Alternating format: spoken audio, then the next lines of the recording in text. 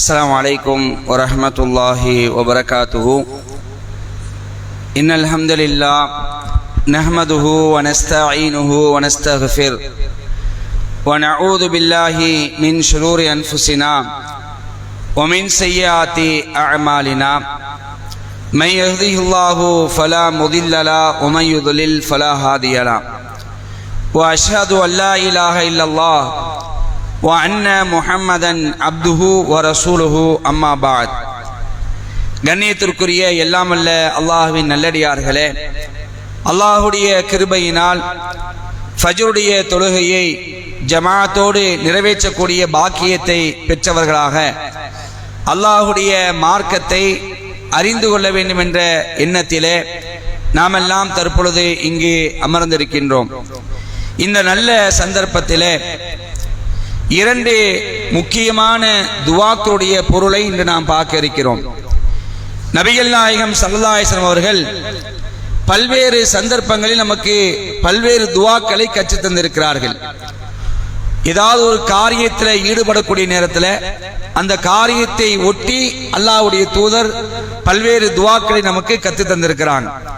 அந்த வரிசையில கடமையான தொழுகை, ஒரு நாளைக்கு 5 நேர தொழுகை நம்ம தொழுகிறோமா இல்லையா? இந்த கடமையான தொழுகைக்கு பிறகு நபிகள் நாயகம் ஸல்லல்லாஹு அலைஹி வஸல்லம் அவர்கள் குறிப்பிட்ட சில துஆக்களை நமக்கு ஓத கற்றுத் தந்திருக்கிறார்கள். அதிலே ஒரு 2 துஆவை நம்ம இன்னைக்கு பார்க்க இருக்கிறோம். நபிகள் நாயகம் ஸல்லல்லாஹு அலைஹி வஸல்லம் அவர்கள் சொன்ன அந்த செய்தி அபூதாவுதுல 1301 செய்தியாக பதிவு செய்யப்பட்டிருக்கு. அந்த துஆ என்ன அப்படின்னு பார்க்கும் பொழுது, அல்லாஹும்ம அஇன்னி அலா திக்ரிக வ ஷுக்ரிக வ ஹுஸ்னி இபாததிக. சிறிய வார்த்தைகளை கொண்டதுதான் சின்ன துஆ. ஆனால் இந்த துஆவுல ஏராளமான அர்த்தங்கள் அந்த துஆவுல இருக்குது. அன்புக்குரிய சகோதரர்களே, நாம் நல்லவர்களாக வாழ வேண்டும் என்றால், நாம் நேர்வழியில் நடக்க வேண்டும் என்றால், நாம் இந்த இஸ்லாத்துல சரியான மாதிரிக்கு பயணிக்க வேண்டும் என்றால் அல்லாஹ்வுடைய உதவி நமக்கு கண்டிப்பாக தேவை. அல்லாஹ்வுடைய உதவி இல்லாம என்ன செய்ய முடியாது? நாம இந்த உலகத்துல நல்லவர்களாக பயணிக்க முடியாது. அப்படி அல்லாஹ்வுடைய உதவியை கேட்கக்கூடிய ஒரு துஆ தான் இந்த துஆ. அல்லாஹும்ம அஇன்னி அலா திக்ரிக வ ஷுக்ரிக வ ஹுஸ்னி இபாததிக. கண்டிப்பாக நாம் தொழுகையை முடித்த பிறகு இந்த துஆவை ஓதக்கூடிய மக்களா இருக்கணும். இந்த துஆவுடைய அர்த்தம் என்ன? அல்லாஹும்ம, இறைவா, அஇன்னி அலா திக்ரிக, உன்னை நான் நினைப்பதற்கும், வ ஷுக்ரிக, உனக்கு நான் நன்றி செலுத்துவதற்கும், வ ஹுஸ்னி இபாததிக, உன்னை நான் அழகிய முறையில் வணங்குவதற்கும் எனக்கு நீ உதவுவாயாக. உன்னை நான் வணங்குவதற்கும், அழகிய முறையில் வணங்குவதற்கும், உன்னை நான் நினைப்பதற்கும், உனக்கு நான் நன்றி செலுத்துவதற்கும் எனக்கு உன்னுடைய உதவி தேவை. உன்னுடைய உதவி இல்லாமல் என்ன செய்ய முடியாது? நான் எந்த காரியத்திலும் ஈடுபட முடியாது. அன்புக்குரிய சகோதரர்களே, நபிகள் நாயகம் ஸல்லல்லாஹு அலைஹி வஸல்லம் அவர்கள் ஒரு கட்டத்தில் ஒரு செய்தியை நமக்கு சொல்லி காட்டுறாங்க. ரசூலுல்லாஹ் சொல்றாங்க, நாளை மறுமை நாள்ல உங்களுடைய அமல்களை கொண்டு நீங்க என்ன செய்ய முடியாது? நீங்க ஜெயிக்க முடியாது அப்படிங்கிறாங்க. நாம செய்யக்கூடிய அமல்கள் இருக்கா இல்லையா? இந்த அமலை வச்சு நீங்க ஜெயிச்சிடலாம் நீங்க நினைக்கிறீங்களா? ஒரு காலம் முடியாது அப்படிங்கிறாங்க.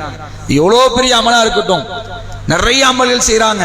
ரசூலுல்லாஹ் அப்படியே சொல்றாங்க, உங்களுடைய நற்செயல்கள் உங்களை நாளை மறுமையில் காப்பாற்றாது அப்படிங்கிறாங்க. அப்போ ரசூலுல்லாஹ் சொல்றாங்க அடுத்தது, மாறாக அல்லாஹ் அவனுடைய கருணையால் உங்களை அரவணைத்துக் கொண்டால் தவிர உங்களால் ஜெயிக்க முடியாது. நாளை மறுமையில் அல்லாஹ்வுடைய கருணை உங்களுக்கு வேணும்.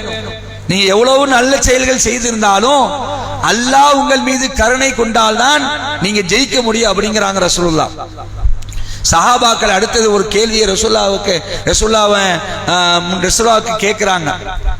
ரசூலுல்லாஹ் பார்த்து அடுத்த கேள்வி கேட்கிறாங்க, யா ரசூலுல்லாஹ் நீங்களுமா அப்படின்னு கேட்கிறாங்க. ரசூலுல்லாஹ் பார்த்து கேட்கிறாங்க, நீங்களுமா அப்படிங்கிறாங்க. அப்ப ரசூலுல்லாஹ் சொன்னாங்க, என்ன சொல்லியிருப்பாங்க, என்ன சொன்னாங்க தெரியுமா? இல்ல நானா அப்படி கிடையாது, நானும் உங்களை மாதிரியா? நான் தொழுகிறேன், அல்லாஹ்வுக்கு நன்றி செலுத்துறேன், நான் அவனுக்கு பயந்து நடக்கிறேன், என்னுடைய அமல்லாம் வேற லெவல் அப்படின்னு சொன்னாங்களா? அப்படி சொல்லல. அல்லாஹ்வுடைய தூதர் ஸல்லல்லாஹு அலைஹி வஸல்லம் சொல்லி காட்டுறாங்க, ஆமாம் என்னையும் தான், நானும் என்னுடைய அமலை கொண்டு ஜெயிக்க முடியாது, மாறாக அவன் என்னை கருணையால் அரவணைத்துக் கொண்டால் தவிர என்று ரசூலுல்லாஹ் சொல்லி காட்டுறாங்க. விளங்குதா உங்களுக்கு?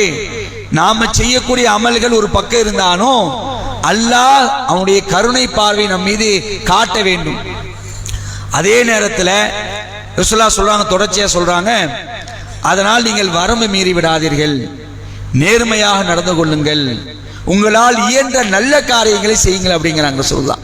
நல்ல கருமங்களை நீங்க என்ன செய்யுங்க அப்படின்னு ரசூலுல்லாஹ் நினைச்சாங்க. இந்த ஹதீஸை சொல்லி காட்டுறாங்க. அன்புக்குரியவர்களே, நாம ஏதோ நம்மளால் முடிந்த நல்ல காரியங்கள் செய்யறோமா இல்லையா, அது ஒரு கட்டத்துல அல்லாஹ்வுடைய அன்பை பெற்று தரும்.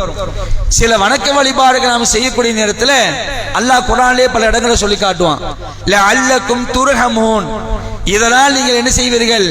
அருள் செய்யப்படுவீர்கள், அல்லாஹ்வுடைய கருணை உங்களுக்கு வரும்னு அல்லாஹ் நிச்சயமா குர்ஆன்ல பல இடங்களை சொல்லி காட்டுவோம்.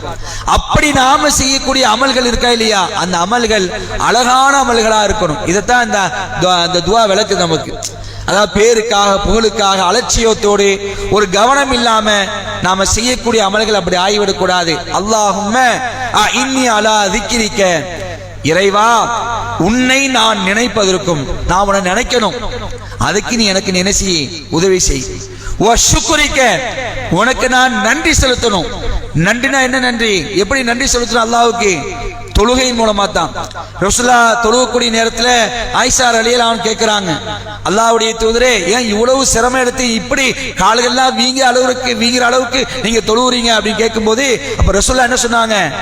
அல்லாஹ் எனக்கு இவ்வளவு அருள் புரிஞ்சிருக்கிறான், அவனுக்கு நான் நன்றி உள்ள அடியானாக இருக்கணுமே அப்படின்னு சொன்னாங்க. அப்ப நாம நன்றி செலுத்துவது என்றால் இந்த தொழுகையை தொழுவதன் மூலமாக அல்லாஹ்வுக்கு நாம் என்ன செய்யறோம்? நன்றி செலுத்துறோம். அப்ப நன்றி செலுத்துவதற்கும், இறைவா உனக்கு நான் நன்றி செலுத்திருக்கோம், நான் இப்ப சுபு தொழுதுட்டேன், அடுத்தது லொஹர் நான் தொழுவணும், இதுக்கு நீ என்ன செய்ய, எனக்கு நீ உதவி செய். ஆனா நம்முடைய நிலை எப்படி இருக்கு? தொழுகையில நம்முடைய கவனம் எப்படி இருக்குது? எதுக்கெல்லாமோ நேரத்தை காலத்தை செலவழிக்கிறோம். ஆனா அல்லாஹ்வை வணங்கக்கூடிய, அல்லாஹ்வுக்கு நன்றி செலுத்தக்கூடிய இந்த தொழுகையுடைய விஷயத்துல நம்முடைய சமுதாயம் கவனக்குறைவா இருக்கக்கூடிய ஒரு காட்சியை பார்க்கிறோம். அப்ப அல்லாஹ்ட்ட நம்ம அதையும் துஆ செய்யணும். யா அல்லாஹ், உன்னை நான் வணங்குவதற்கும், வ ஹுஸ்னி இபாதத்திக்க, எப்படிப்பட்ட வணக்கம்?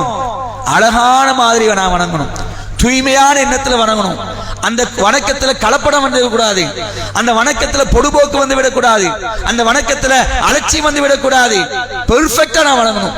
நின்றா தொழுகையில் நின்றா உன் முன்னாடி நான் நிக்கிறேன், உனக்கு பயந்து நான் தொழுவணும். பாராமுகமாகவோ அலட்சியமாகவோ கவனக்குறைவாகவோ என்னுடைய வணக்கங்கள் ஆகிவிடக் கூடாது. யா அல்லாஹ், ஓ ஹுஸ்னி இபாதத்திக்க, உன்னை அழகிய முறையில் வணங்குவதற்கு எனக்கு நீ உதவி செய் என்று அல்லாஹ்வுடைய தூதர் ஸல்லல்லாஹு அலைஹி அவர்கள் கடமையான தொழுகைக்கு பிறகு இந்த துஆவை நமக்கு ஓத கற்றுத் தருகிறார்கள். இது ஒரு துஆ. இன்னொரு துஆ, நாளை மறுமை நாள் என்பது ஒரு கடுமையான நாள், சாதாரண நாள் இல்ல. மக்கள் எல்லாம் அல்லோலகல்லப்படக்கூடிய நாள், மக்கள் எல்லாம் வேதனையால் துடிக்கக்கூடிய ஒரு நாள். அந்த நாளுடைய வேதனை என்பது மிக அதிபயங்கரமானது. அந்த வேதனையிலிருந்து என்னை நீ காப்பாத்தியா அல்லாஹ் என்று சொல்லக்கூடிய ஒரு துஆவை ரசூலுல்லாஹ் கத்து தராங்க. ரப்பி கினி அதாபக யௌம தபஅசு இபாதக, இறைவா உனது அடியார்களை நீ எழுப்பும் நாளில், யா அல்லாஹ் உனது அடியார்களை நீ எழுப்பும் நாளில் உனது வேதனையிலிருந்து என்னை நீ காப்பாயாக. மறுமை நாளுடைய திடுக்கும் அதனுடைய வேதனையிலிருந்து என்னை நீ காப்பாயாக என்ற துஆவை நினைச்சாங்க ரசூலுல்லாஹ் கத்து தராங்க. இந்த துஆ முஸ்லிம்ல 1290வது செய்தியாக பதிவு செய்யப்பட்டது. அப்ப இந்த இரண்டு துஆக்களையும், இன்னும் நிறைய துஆக்கள் இருக்கு, ஆனா முக்கியமான துஆக்கள், இதை நாம் என்ன செய்வோம் இன்ஷா அல்லாஹ் கடமையான தொழுகைக்கு பிறகு ஓதக்கூடிய மக்களா இருப்போம். நான் ஒரு தடவை சொல்றேன், நீங்க அதை திரும்ப சொல்லுங்க. அல்லாஹும்ம அஇன்னி அலா ذِكْرِكَ وَشُكْرِكَ وَحُسْنِ இபாதத்திக. இதனுடைய பொருள், இறைவா உன்னை நினைப்பதற்கும், உனக்கு நன்றி செலுத்துவதற்கும், உன்னை அழகான முறையில் வணங்குவதற்கும் எனக்கு உதவுவாயாக. இது ஒரு துஆ. இரண்டாவது, ரப்பி கினி அதாபக யௌம தபஅசு இபாதக. இதனுடைய பொருள், என் இறைவா, உனது அடியார்களை நீ எழுப்பும் நாளில் உனது வேதனையில் இருந்து என்னை காப்பாயாக.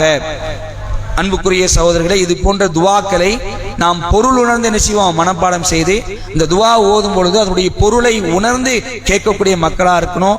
அல்லாஹ் ரப்பல் ஆலமீன் நம்முடைய துவாக்களை அங்கீகரித்து அதற்குண்டான பலன்களை இம்மையிலும் நாளை மறுமையிலும் தரக்கூடிய ஒரு நிலையை அல்லாஹ் நமக்கு ஏற்படுத்துவானாக என்று அல்லாஹ்விடத்தில் பிரார்த்தித்தவனாக இந்த சிறிய உரையை முடித்துக் கொள்கின்றேன். வாஹிர் தாவானா அல்ஹம்துலில்லாஹி ரப்பில் ஆலமீன்.